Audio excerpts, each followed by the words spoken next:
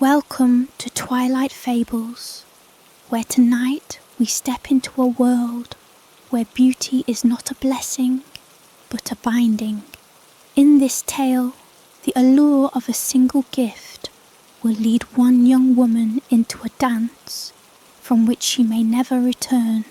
This is The Red Slippers. The dawn crept slowly over the village of Brackenford. Soft light filtering through the narrow window panes of a small, humble room.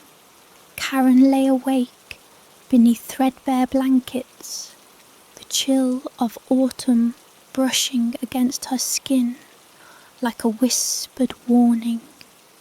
Outside, the cobblestones glistened with dew, the air thick with the scent of damp earth and fallen leaves. Her breath was quiet, rhythmic, the only sound in the stillness. The house was silent too, save for the faint creaks of aging wood settling into the morning. In the next room, her mother slept, frail and pale from long illness. The steady rise and fall of her chest, a fragile comfort.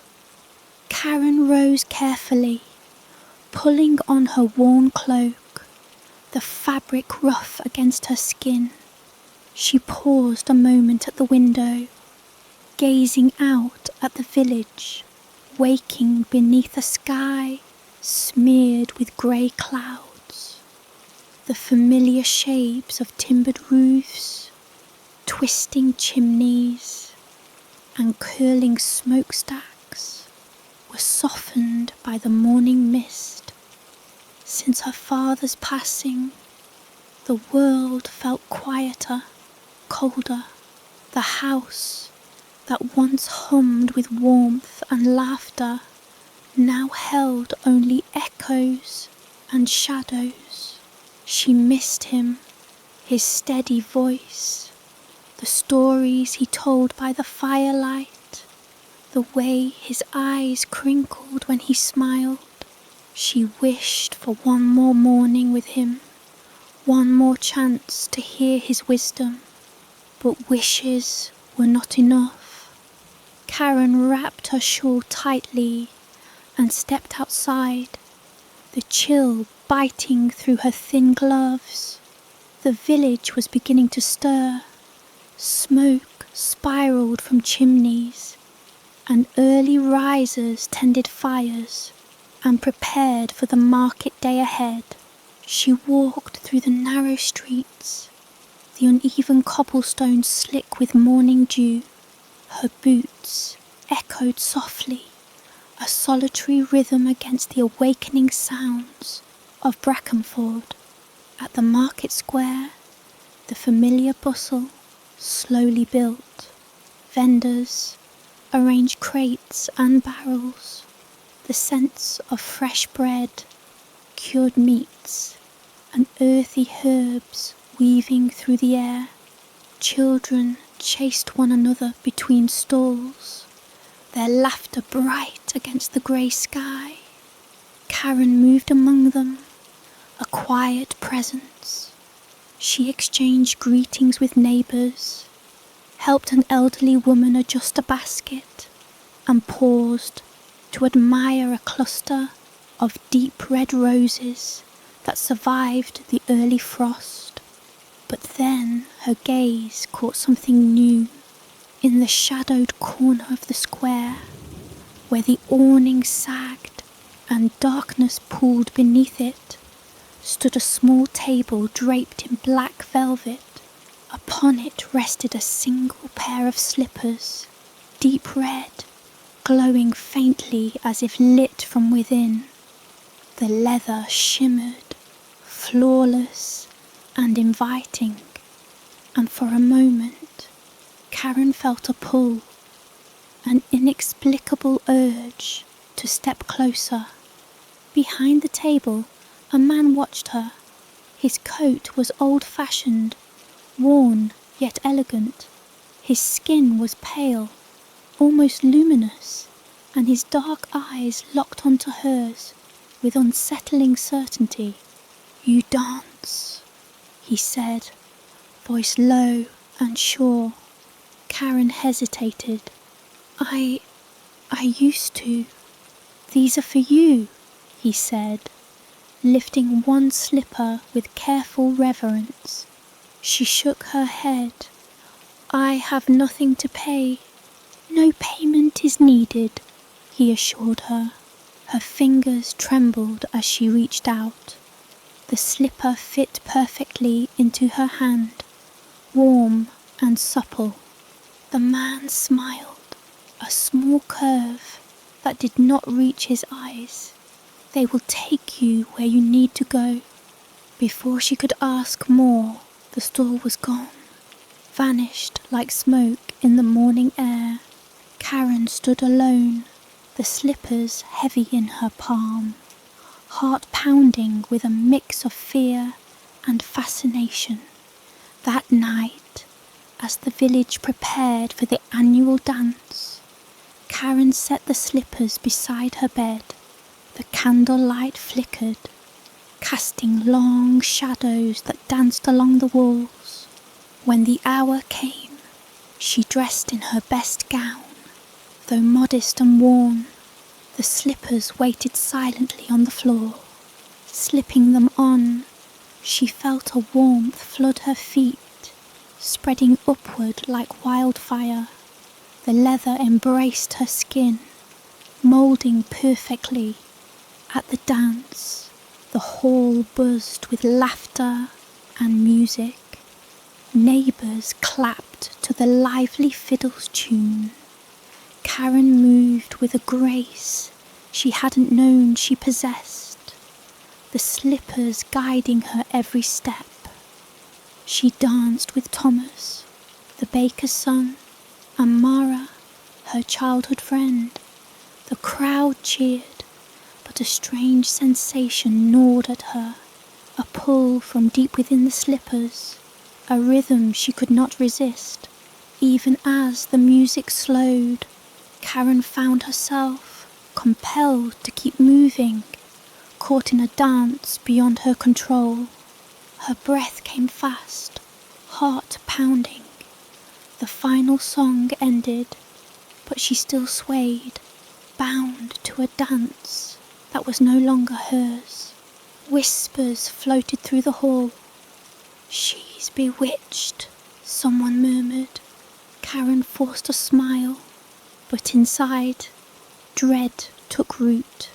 Later, alone in her chamber, she tried to remove the slippers, but they clung to her feet, warm and unyielding.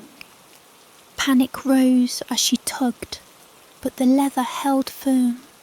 A faint melody drifted through the silence, a haunting tune that seemed to come from the slippers themselves.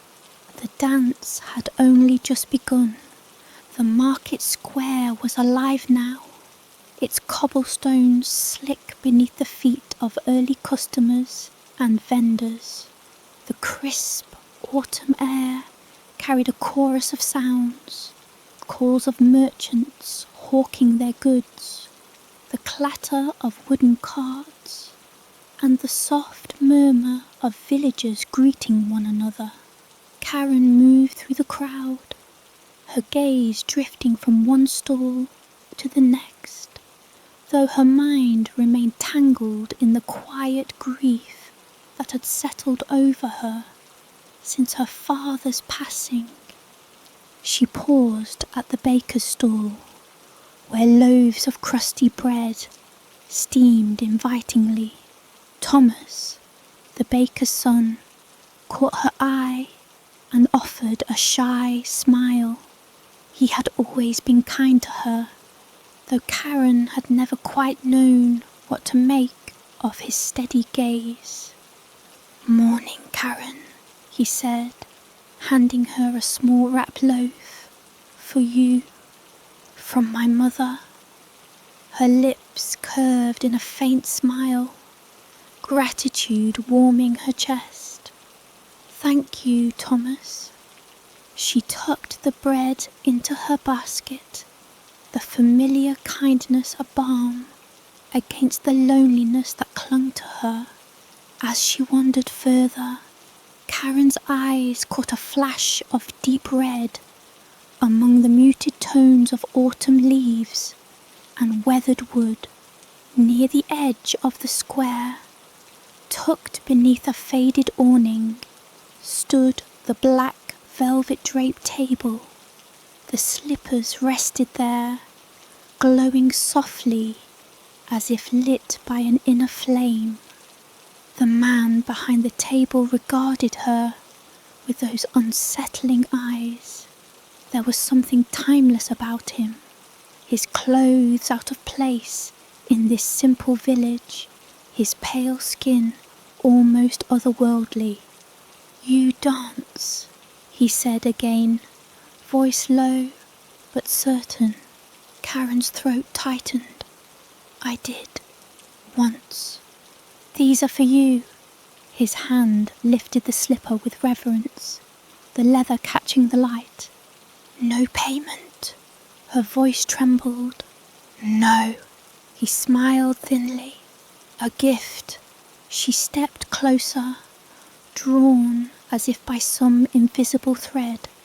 Her fingers brushed the slippers, the leather warm and supple beneath her touch. They fit perfectly. The world around her seemed to tilt, the market noises fading into a distant hum. A shiver ran down her spine, equal parts fear and fascination. Before she could speak, the stall vanished.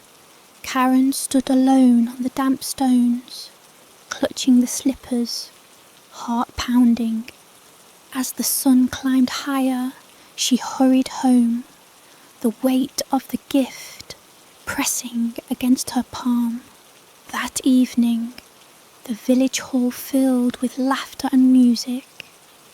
Lanterns cast flickering light over the gathered crowd, and the scent of spiced cider lingered in the air. Karen dressed carefully, the red slippers hidden beneath her skirts. She told herself she would not wear them, that such beauty was dangerous. Yet, when the moment came, she could not resist slipping them on. The leather moulded to her feet, warm and alive. She stepped into the dance, her movements graceful, effortless. The slippers guided her steps, pulling her deeper into the rhythm. Around her, the crowd faded into shadows. Her heart raced, breath coming quick. The dance consumed her, the slippers whispering secrets only she could hear. When the music slowed and ended, Karen's feet still moved, caught in a spell from which there was no escape.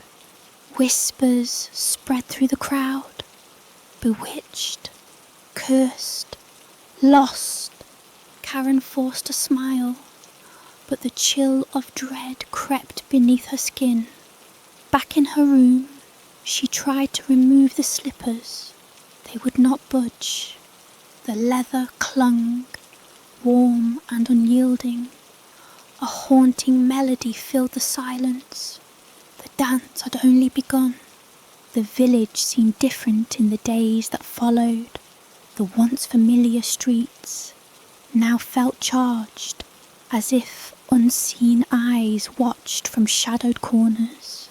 Neighbours cast furtive glances, whispers trailing behind Karen like a chill breeze. At the market, she noticed the change most sharply. Vendors, who once greeted her warmly, now offered curt nods or averted their eyes. Thomas, ever kind, seemed torn between concern and fear.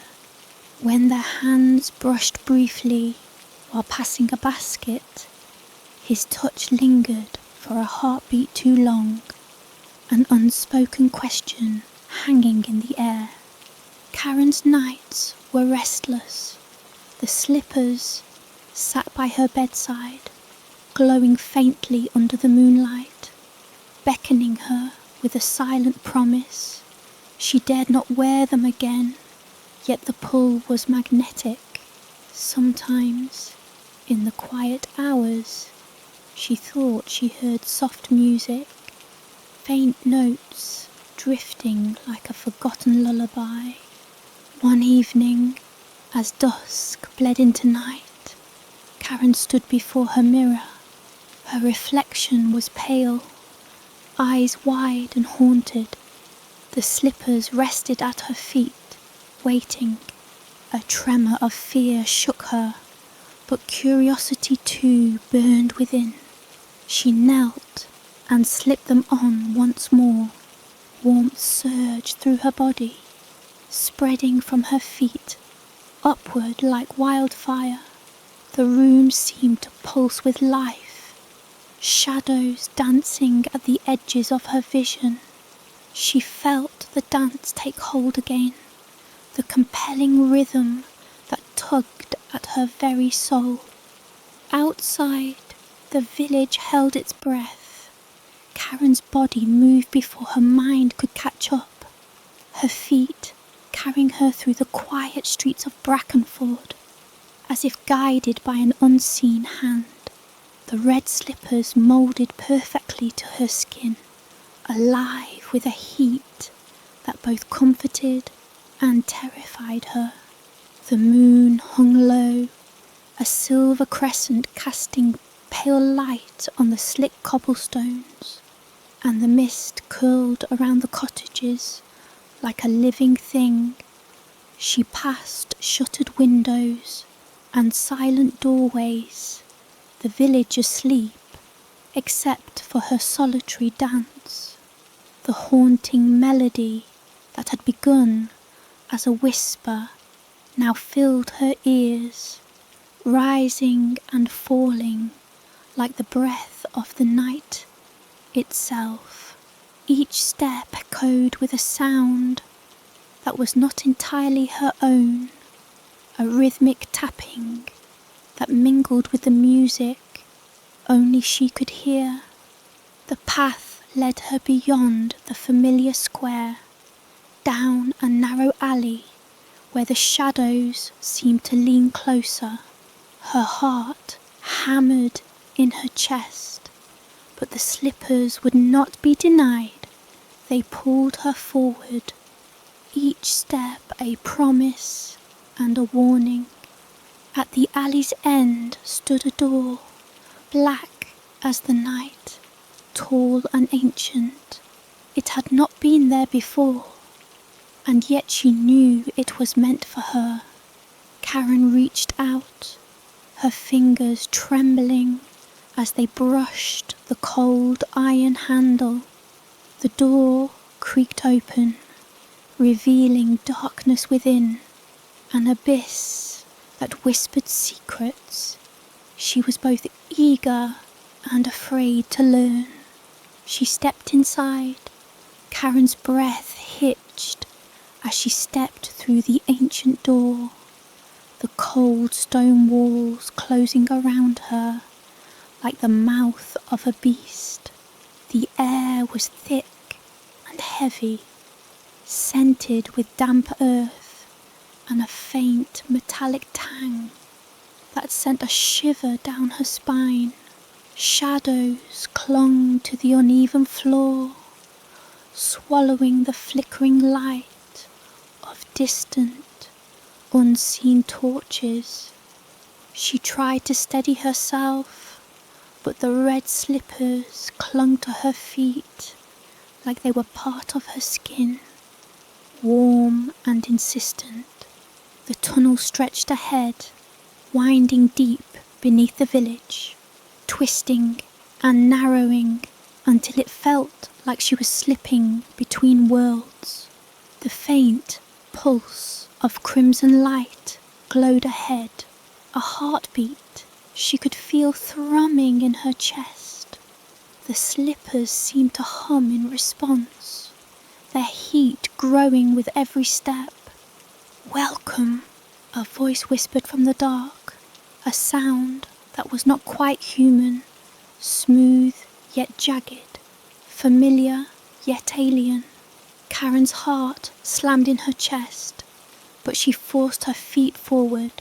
From the shadows emerged a figure, tall and slender, wrapped in flowing robes that seemed woven from smoke and shadow. The face was obscured by a shifting veil, but eyes burned behind it like dying embers. The figure's presence filled the space, ancient and powerful. "You wear the gift," the figure intoned, voice like silk over stone. "The dance is yours, but it demands its toll." Karen swallowed hard, clutching the slippers tighter. "What toll?" she whispered, voice trembling. "The dance never ends," the figure said. "The slippers bind your body, your soul, your very will. To stop is to surrender all you hold dear."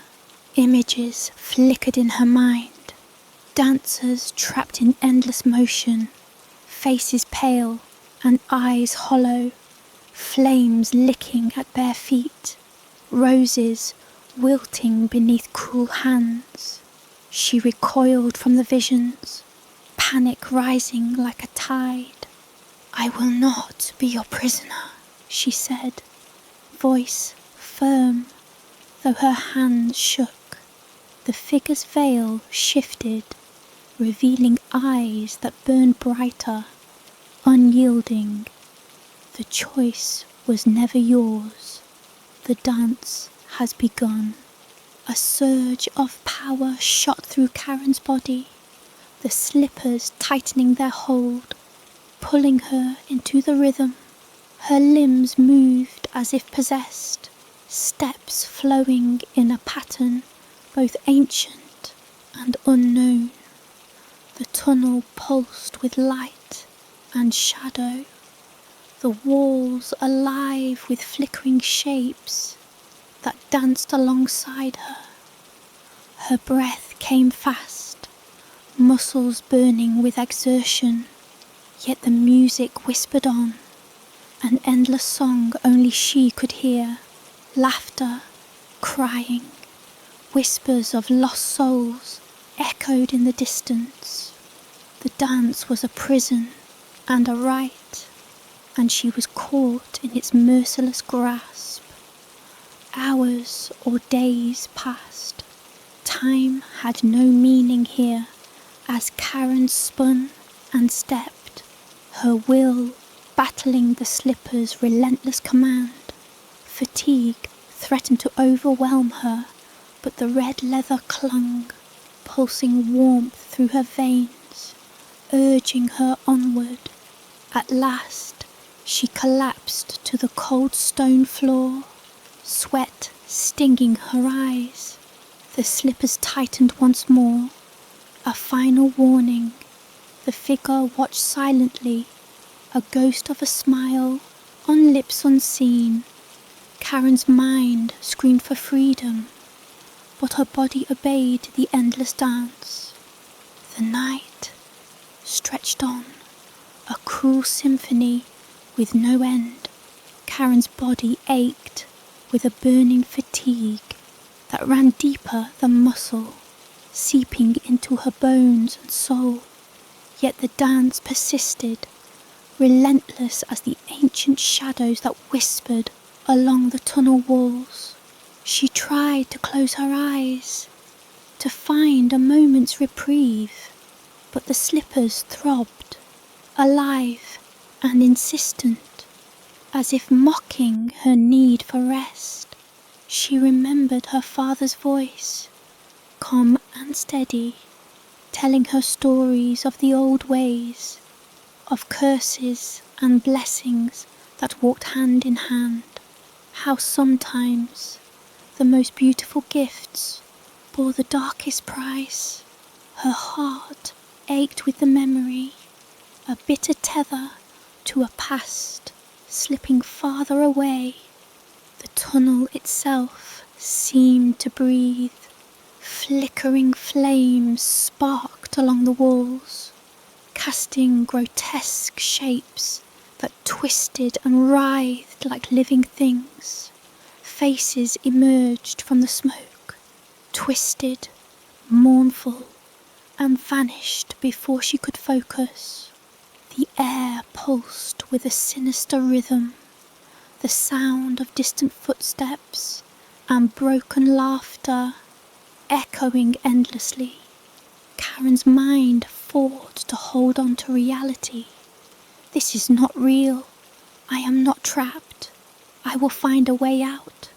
But the slippers hummed in defiance, a seductive voice promising freedom only if she danced perfectly, if she gave herself fully to the curse. Her vision blurred, sweat mingled with tears as she struggled against the invisible bonds. Her feet moved of their own accord, graceful and fluid, while her mind screamed for escape. The sensation was maddening, part prison, part ecstasy, as if the dance itself held a terrible power she could neither resist nor comprehend. Time fractured, minutes, hours, days, they all bled together into a never-ending waltz. The walls whispered secrets in languages long dead, and Karen felt herself slipping, the edges of her identity dissolving into the rhythm. Suddenly, the tunnel widened into a vast chamber, bathed in a cruel crimson glow. The air was thick with the scent of roses, fresh yet decaying, and the floor was a mosaic of shattered mirrors reflecting endless dancers, frozen in various states of torment. In the centre stood a towering figure, crowned in thorns and draped in flowing crimson robes. Its eyes, hollow yet burning, met Karen's with a gaze that stripped away her defences. "You have come far," it intoned, voice like grinding stone. "But the dance demands more." Karen's breath caught. "What do you want from me?" The figure extended a hand, and from its palm a single red rose bloomed, petals sharp as blades. "Your soul," it said, "to give yourself fully is to become eternal, or to be lost forever." Tears spilled down Karen's cheeks as she faced the terrible choice. The slippers pulsed with warmth, drawing her closer to the figure and its cruel promise. The music swelled, a crescendo of haunting melodies that wrapped around her like chains. Her heart trembled with fear and hope. Could she break free, or was she doomed to dance until the world itself ended? Karen's eyes fluttered open, the candlelight flickering across her worn face. She was back in her chamber, the slippers resting innocently at her feet, but the memory of the dark tunnel, the endless dance, and the crown of thorns burned deep within her soul. The curse was no longer a shadow on the edge of her life. It was the very thread that bound her existence. She knew there was no turning back. Karen's heart pounded fiercely as she struggled to make sense of the nightmare that still clung to her mind like a second skin. The cold morning air brushed against her cheeks through the cracked window, carrying with it the faint scent of burning wood from a distant hearth. The slippers sat at the foot of her bed, innocent in appearance, but radiating a quiet, sinister warmth that seemed to pulse in time with her own racing heartbeat. She tried to rise, but a strange heaviness weighed upon her limbs, as if the dance still held her captive, its invisible chains tightening. Her legs trembled beneath her, betraying the exhaustion she felt deep within. The shadows in the corners of her room stretched and flickered unnaturally, casting shapes that twisted like the figures she had glimpsed in the mosaic chamber of mirrors. With effort, Karen forced herself out of bed, her bare feet brushing against the cold wooden floor. She wrapped a thin shawl around her shoulders and moved toward the small window, gazing out at the village slowly waking to a new day. The world felt distant, as if she were watching life from behind a glass wall, separated by an invisible barrier. Memories of the tunnel haunted her, the whispered voices, the ceaseless music, the eyes of the thorn-crowned figure burning into her soul. She wondered if the others trapped in the endless dance were lost forever, or if some fragment of them still fought to reclaim their freedom. The village below seemed oblivious to the darkness, now creeping into her life. Children laughed as they chased one another through the market square, and merchants set up their stalls with cheerful greetings. Yet Karen felt isolated, caught between two worlds, one of light and familiar warmth, the other of shadows and the relentless pull of the red slippers. As she dressed for the day, the slippers seemed to hum softly at her feet, their glow barely perceptible in the morning light. Karen resisted the urge to touch them, knowing that each contact deepened the curse's grip. Still, she could not help but wonder, what had she truly agreed to when she accepted this gift? Was there a way to break free from the dance, or was she doomed to be its unwilling prisoner? Her thoughts were interrupted by a soft knock at the door. It was Mara, her childhood friend, carrying a basket of freshly baked bread and a pitcher of milk. "Karen," Mara said gently, stepping inside. "You didn't come to the market this morning. Are you well?" Karen forced a smile, grateful for the kindness, but unable to share the darkness that gripped her. "I'm fine," she replied softly, "just tired." Mara's eyes searched hers, concern flickering in their depths. "If you need anything, you know I'm here." Karen nodded, the warmth of friendship a fragile light in the growing gloom. Yet beneath the surface, the slippers pulsed with a silent command, urging her toward the dance she feared and desired in equal measure. As the day wore on, Karen found herself drawn once more to the market square. The red slippers felt like a secret tether, pulling her steps toward the shadowed corner where the mysterious stall had once stood. But the black velvet table was gone, vanished as if it had never existed. Panic prickled along her spine. Had the gift been a trick, or was it a trap laid by forces beyond her understanding?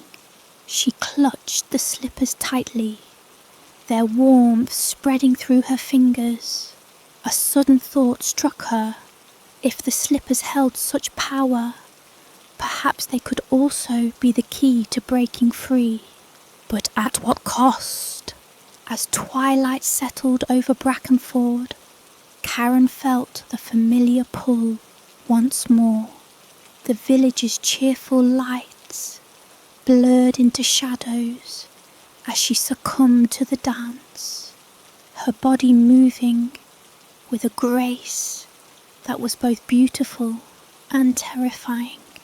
The endless rhythm carried her deeper into fate she could neither deny nor escape.